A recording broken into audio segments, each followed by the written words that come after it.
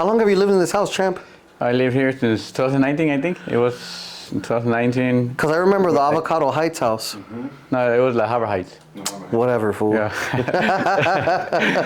it was right there, La Habra Heights, and then after, yeah, it was like, I think during COVID. Yeah, before, like. You still own that home or no? No, I sold it already. Yeah. Sick. Yeah.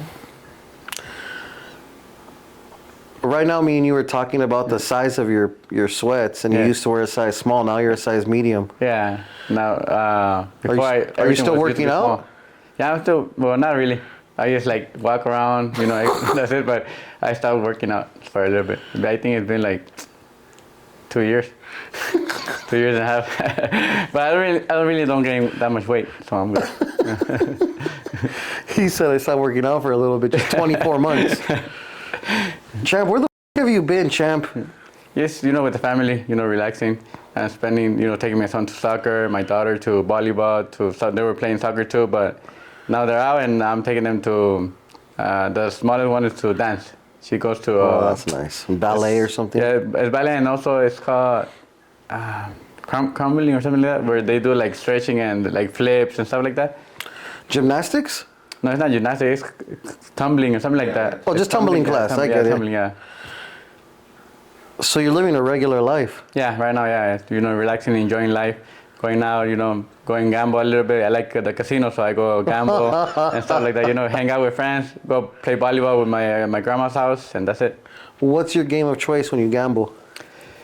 I have different ones, but, you know, where I feel lucky. Sometimes I go to the crab table right there. If I'm winning, I stay there. If I'm losing, I move and I go to blackjack and also baccarat, and also there's a Texas Hold'em. Are you good? So I'm not. I know you're not counting cards. No, I'm not. I'm not good at that, nothing. But I'm lucky sometimes. Yeah. The champs will win. Yeah. So you're not losing. No, I'm not. Well, I'm like sometimes I break even, sometimes I am winning, and right now I think I'm winning because last time I went to Vegas, I was playing in a machine. It's called Keno. And I never played that before. No. Yeah, and my friend Luis told me, hey, let's go play Keno. You could win big right there sometimes. And I was like, okay, let's go.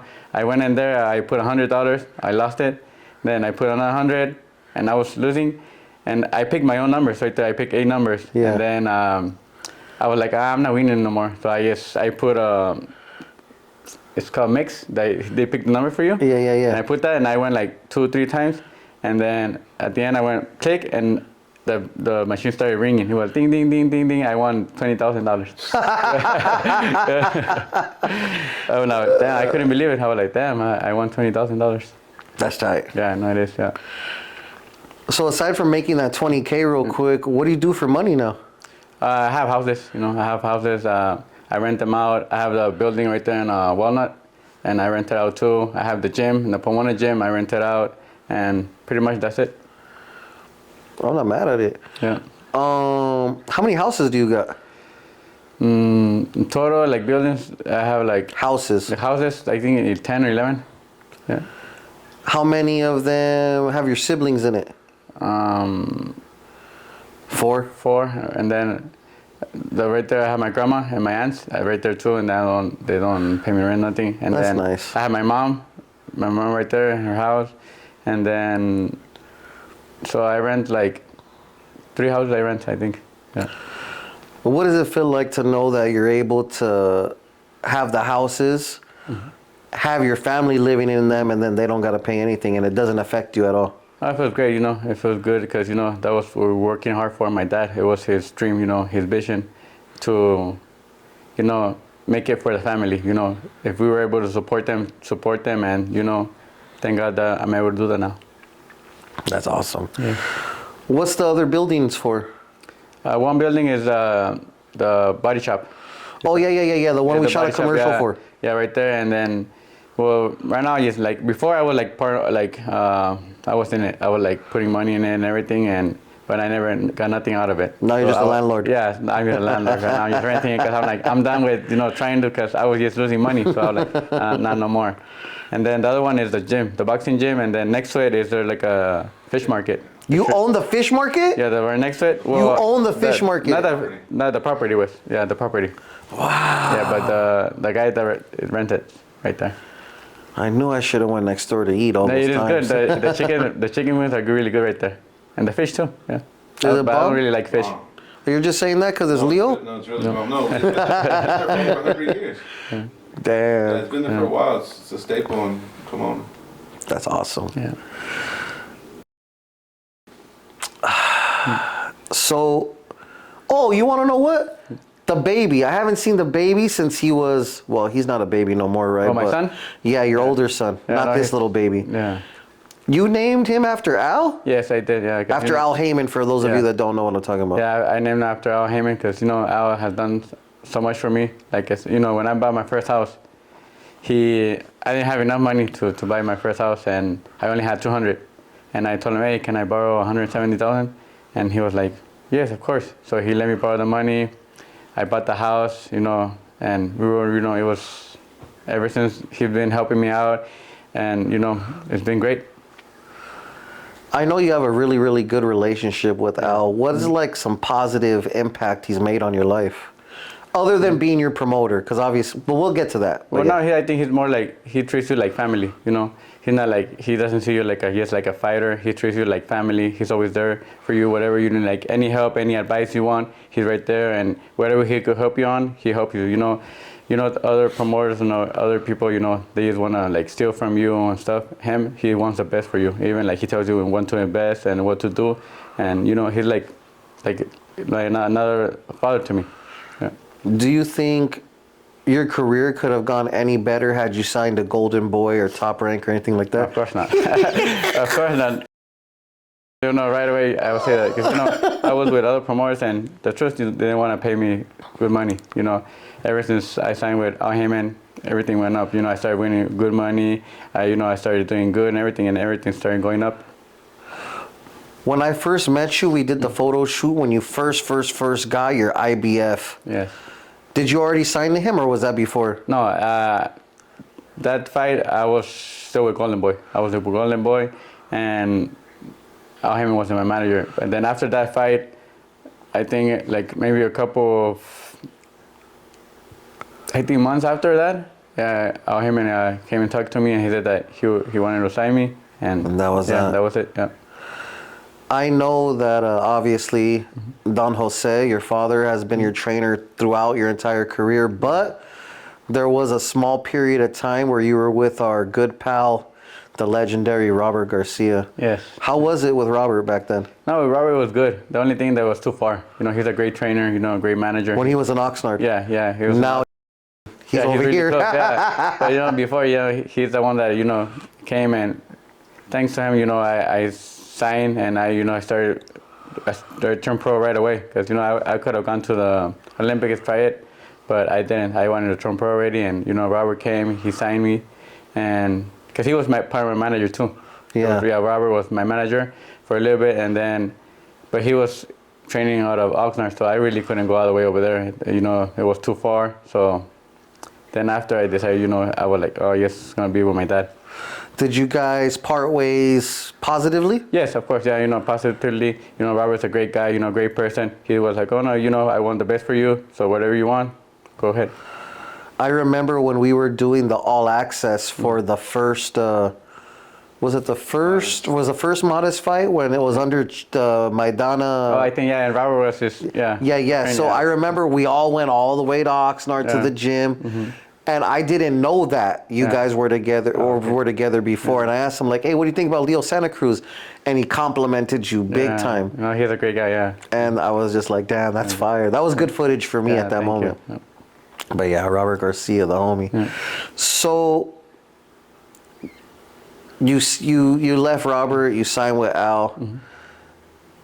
When did you buy Floyd's Lambo? Floyd, it was when I bought Floyd's Lambo when I was right there in Pepper Tree. That house you went to? Yeah, I was right there. And Lambo was always my dream car. So I said, whenever I make it, I want to buy that car. And I already had a few money saved up. So I was looking for one. It wasn't Mayweather's one, but I was looking for a car. And then my brother told me, hey, Mayweather's selling his car. I'm like, for real? I'm like, yeah, he is. He put it right there. I don't know where my brother saw it, but he knew that he was selling it. So he told me, oh, call your manager and tell him that if if he's selling it, if he could sell it to you. And I was like, okay. I called him and he told me, okay, hold on, let me check. And he called, I think probably he called Mayweather. And right away he called me. He's like, yeah, he's selling it. He'll sell it to you. And then the next day it was already in my house. Yeah. How much did you pay, if you don't mind me asking? No, I paid 300.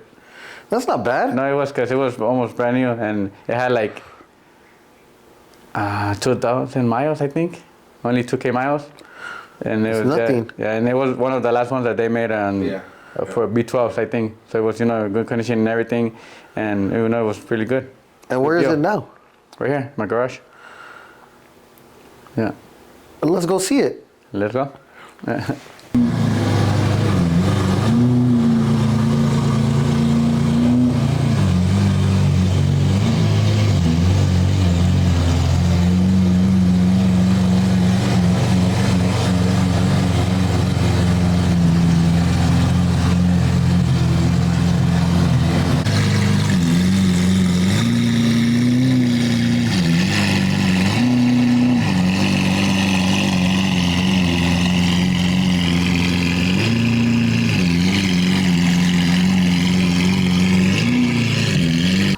So, what was it like when, okay, so you called Al. Yeah. Al Heyman probably called Floyd. Floyd said, yeah, come buy it. Did you go and get it from Floyd directly or from someone else? Floyd Weather sent, I think, his worker with the car. It was in a On a trailer? In a trailer, yeah, and they delivered it to my house. That's crazy. When did you take off the best ever plates? I think when I took it to my friend right there, the tire shop. Yeah. He put tire wheels. Yeah, my friend. That's cool. Is this your favorite car? Well, it was my dream car. I'm probably not my favorite because I don't really drive it a lot, and it's like it's not really too comfortable to drive because they're fast. It's always pulling and stuff like that. So, but I think my favorite car is just like a family car, regular car, like probably like a Cadillac. The Escalade is beautiful. The Escalade, also the Tesla. I drive it, and it drives nice, comfortable. So I think Is the Tesla faster than the Lambo? 0 to 60? I'm not sure the X. it's pretty fast. I think if you both staying right there, I think the Tesla will beat it, but probably on the long run, probably. No, yeah. Are you ever gonna sell it? Probably, yeah, because it is right there in the garage. I don't really drive it, so if, they come and offer me good money or something, I'll probably sell it. You got any stories about the Lambo?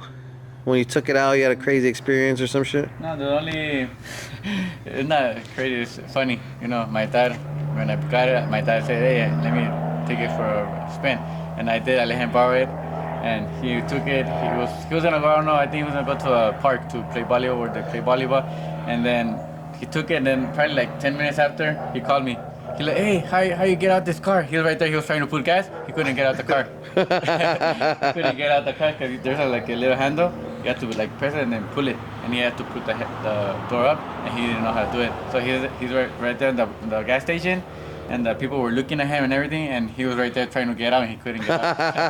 So he called me and told me like, "Hey, how you get out?" So I told him, and he got out. That's crazy. What are you doing with this bad boy right here? This Mustang? I'm gonna fix it. I'm gonna probably paint it. I'm gonna fix it up. Right now it runs and everything. It's classic. It's everything is how you say it?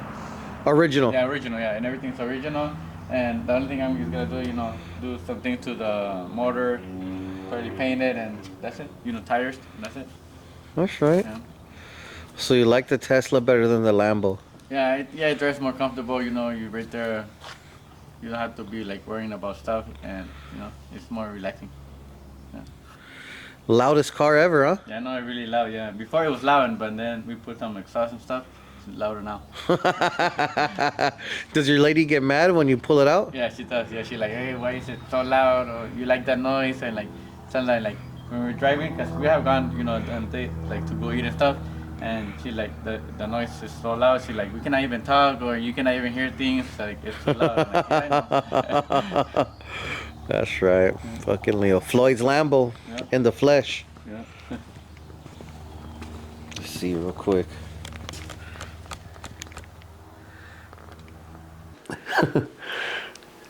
I have to get back to my questions. When did you know you were a good fighter? Like, when did it hit you? Like, was it in the middle of sparring? You crack someone that full foul, you're like, damn, I am kind of good, huh?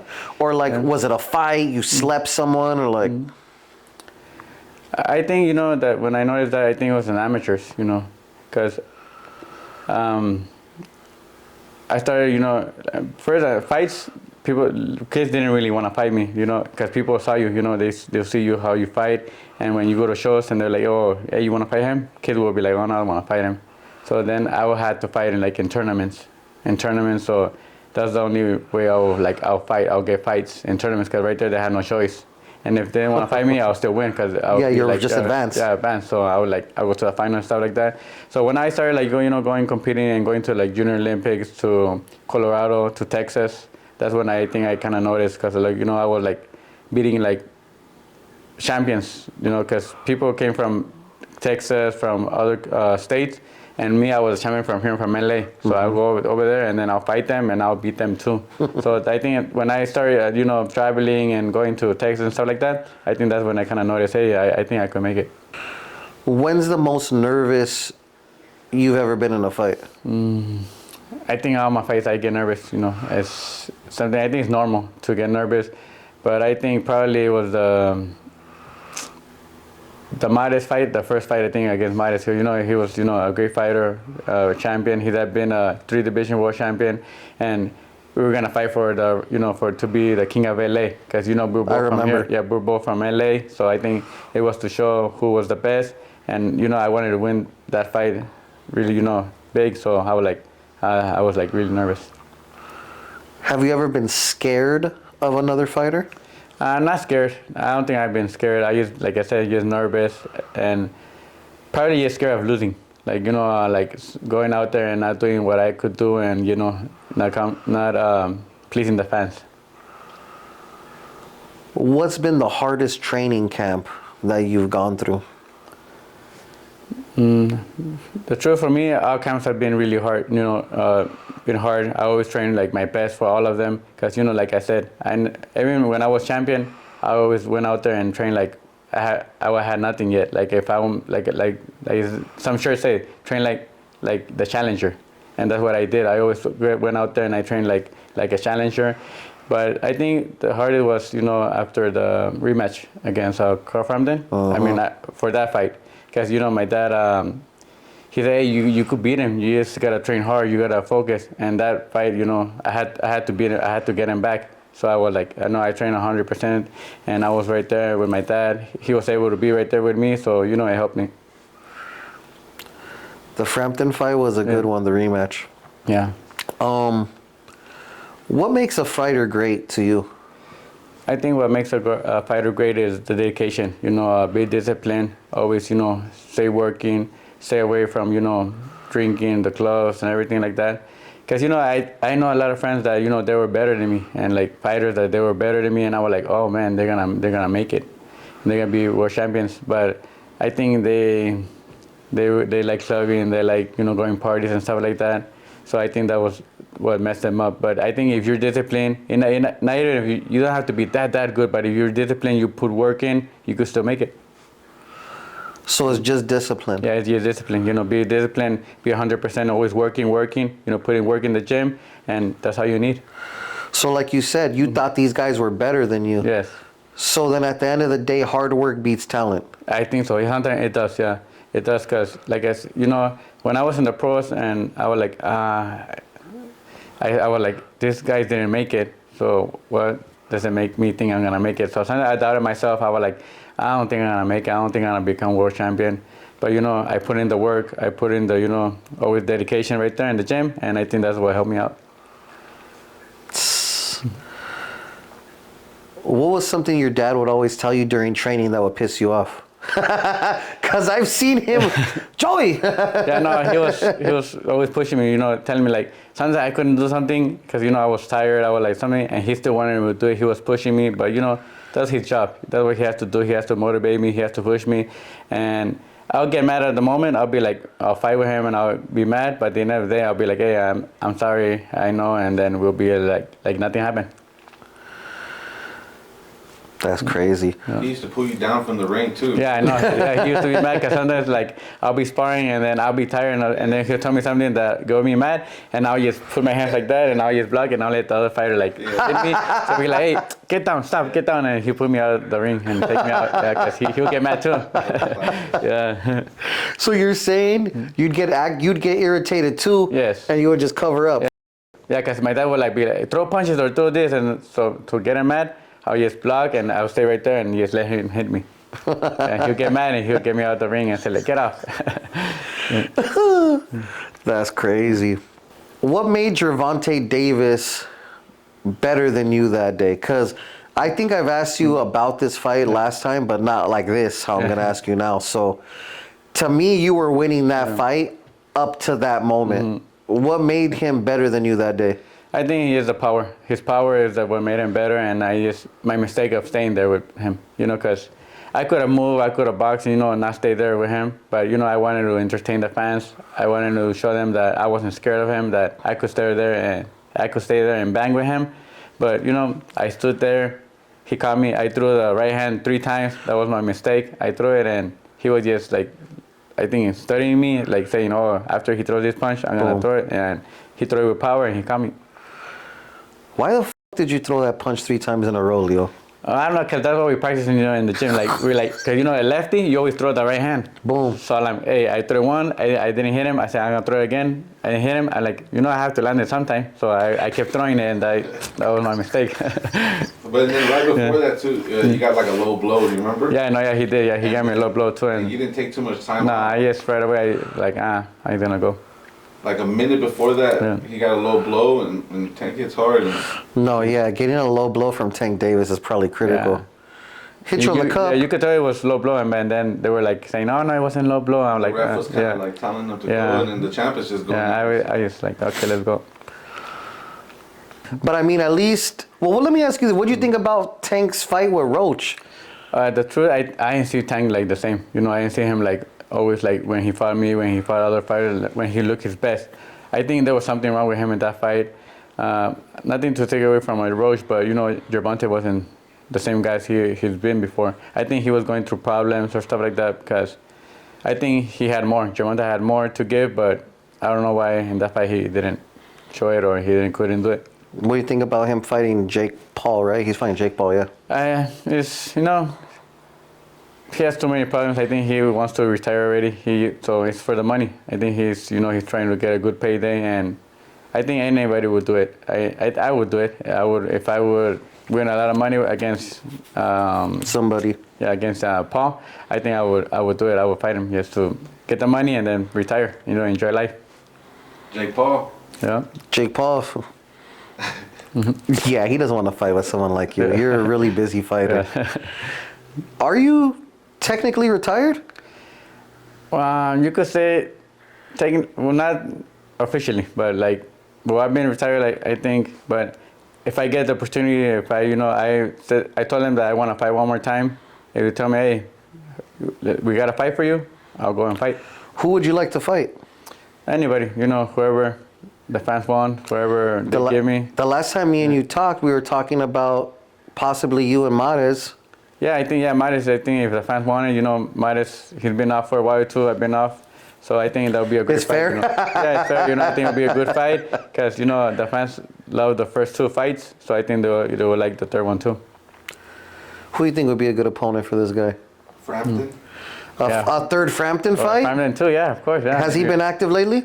I don't know. No. I don't know if he's been training or nothing, but I think if we tell him, I think he'll come out of retirement too, and So obviously you're a seasoned vet, you're a super duper pro, but you've been off for a while. Mm-hmm. How hard is it going to be for you to get back into cardio shape?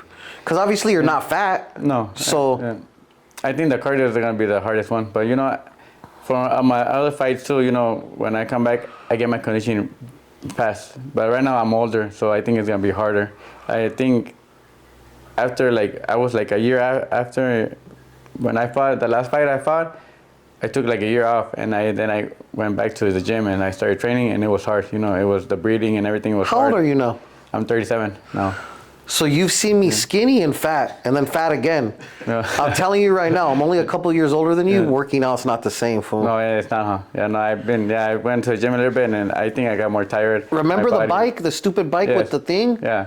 You think you can still do that? Oh, I don't think so. It's gonna kill my hands. It's gonna, exhaust me. But I think little by little, I won't get to where I were before, but like maybe like 80, 70%, I'll get up there.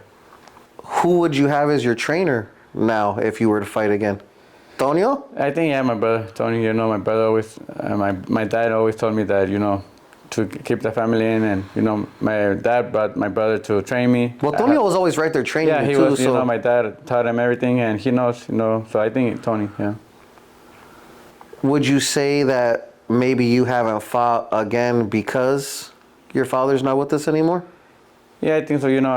Like I was. It's not the same Yeah, type it's not thing. the same. I'm used to my dad always being right there in the corner with me, always supporting me, and now going up there and him not being right there with me, I think it's gonna feel weird. It's gonna hurt, and he just sucks because he was always there with me no matter what. He was like, one time he was like almost like passing out, like he was like shaking and stuff, but he was still right there in the corner. And then right after the fight, he got up, he went to the room, and they put IV and they put stuff because he was really doing like really bad. Yeah.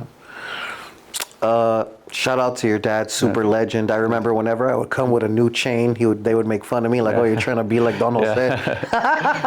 Legendary. Yeah, thank you.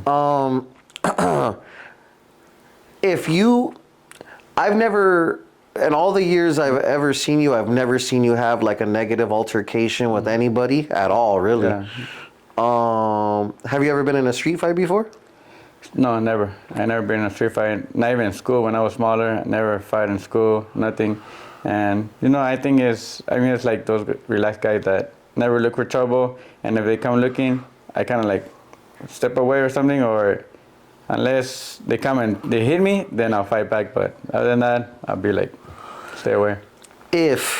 Let's just say if you had to tell somebody how to win a street fight, what would you tell them? I wouldn't know, because I'm not a street fighter. I never fought in the street, so I'll just say, I don't know. Keep your hands up. Yeah, keep your hands up and you just hit him in the chin good, and that's it. Sick ass fool. What is the wildest spend you've ever done? Like, what's something you splurged on that you regret? Something about or? So, like, okay. Yeah. So I interviewed a UFC fighter recently, Brian Ortega, and I asked him, what was the stupidest thing you spent your money on? Yeah.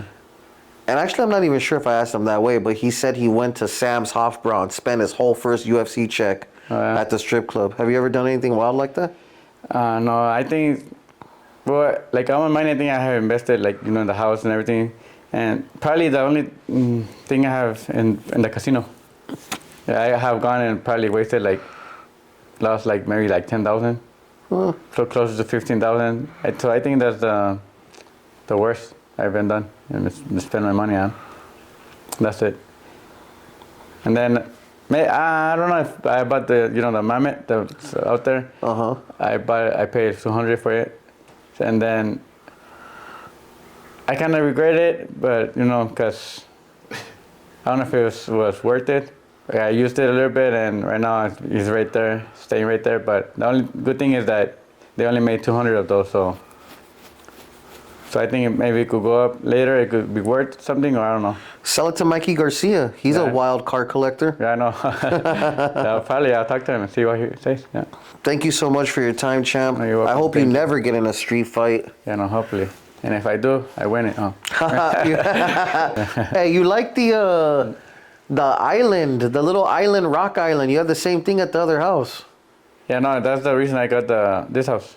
Because of that? Pool. Yeah, I was looking at it and I just saw the pool. I didn't even see the house. I just told him I always wanted a pool like that. I was like, it was my dream. So I like when I saw it, I called the realtor. And I said, hey, can I go see it? And I did. I came to the pool and He everything. didn't even walk Yeah. around. He went straight to the Yeah, backyard. I didn't really pay attention to the house. And then I just made an offer and I got it. Yeah. How much is the house worth? When I got it, when I got it, it was Fuck like, it now. well, right now I think it's like probably 2.5 or more. Yeah. Oh, that's not bad. Yeah. Yeah, but when I got it, it was like 2.50. Yeah. So Yeah, 250. Yeah, 250. 2,050,000. 50,000, yeah. Damn, beautiful. Well, thank you. All right, well, I'll leave you to it, champ. It's always a Yeah, pleasure no, being thank able to you. My spend pleasure. time with Thank you. you. You're the man, the legend. Thank Yeah, this has been another episode of Beyond the Label. Thank you guys for tapping in. Make sure you guys visit shakaware.com. We're out of here. Yep.